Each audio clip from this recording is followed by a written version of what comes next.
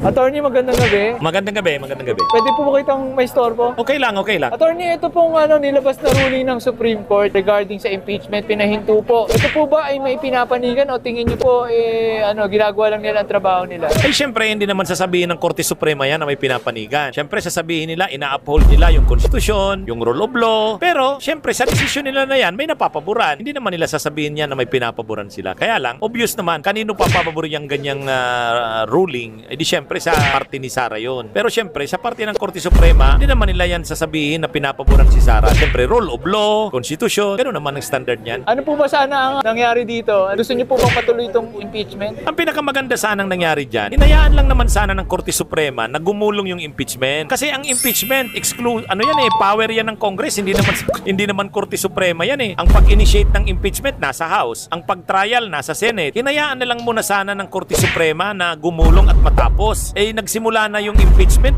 nanumpa na yung mga senator judges. Dapat sana ngayong linggo magtutuloy-tuloy na yung trial. Hinayaan na lang sana muna ng Korte Suprema na yan na matapos. Ngayon, kung after na matapos, mayroong hindi kumbinsido sa desisyon o kinalalabasan, lalapit sa Korte Suprema. Saka doon sana papasok yung Korte Suprema. Ibig sabihin, sila yung lalabas na last arbiter. Ay dito hindi. Nasa kalagitnaan pa lang, nasa kainitan. Korte Suprema na ang pumatay ng impeachment. Yun ang medyo hindi maganda.